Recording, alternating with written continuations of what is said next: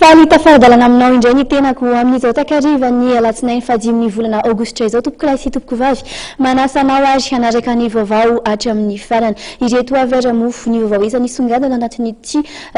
vaovao ny alina alatsinainy alina ity isany songadina indrindra raha ny mikasika indrindra ny fametrahana ny antota-taratasy filatsahana miisa 4 moa ireo mpitsara nirotsaka ho kandida isolitena ny mpitsara anatin'ny fitsarana manokana misahana ny fifidianana nisy nitoraka grenady kosa ny toby fivarotan-tsolika iray etsy azotafo androany maraina ary nikatona kosa ny masoivo amerikana teto amintsika tamin'ny nanomboka tamin'ity androany ity avy hatrany resika dia iroso ao anatin'ny vaovao ara-politika isantarana n'izao fotoanantsika izao raha nanomboka ny zoma lasa teo ary ny fametrahana ny antota-taratasy ho an'izay mpitsara ilatsaka ho mpikambana ao amin'ny ny CES dia ny farana androany izany ary mpitsara miisa 4 nirotsaka ho mpifaninana isolitena mpitsara ao anatin'ny fitsarana manokana misahana ny fifidianana. Mpitsara 4 nametraka ny antota-taratasy filatsahana-kofidiana mpikambana eo anivon'ny CES hatramin'ny 12 atoandro teo izay fotoana farany nandraisany teo anivon'ny fitsarana tampony ny antota-taratasy ary amin'izy ireo ny fividiana mpitsara manerana ny nosy fifidianana izay ho tototsana manerana ny ambaratonga mpitsarana manerana ny nosy. Ny mpitsara rehetra zany dia afaka mifidy daholo misy any amin'ny efa arivo mahery zany so isan'ny mpitsara ao daholo ny judiciaire ny administratif ny financier dia reo zany mifidy isaky ny toerana misy an'zareo avy dia avy eo ny voka-pifidianana zany dia alefa aty aminay amin'ny alalan'ny mail zany na SMS fa na zany zany nefa dia ny taratasy rehetra mahakasika an'izany fifidianana zany dia alefa aoriana mba ahafana marina tokoa ny zany voka-pifidianana zany.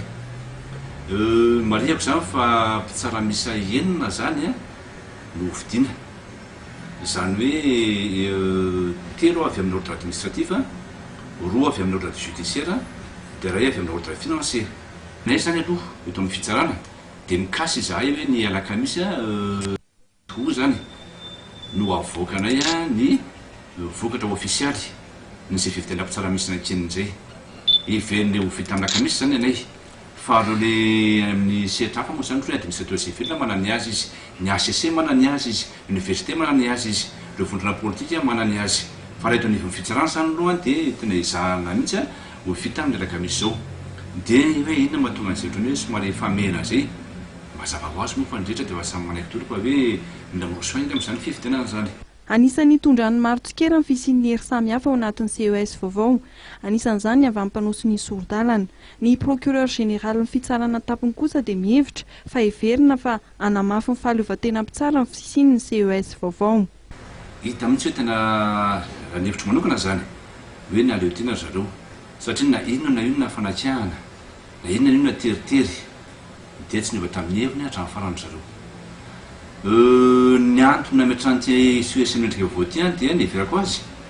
dia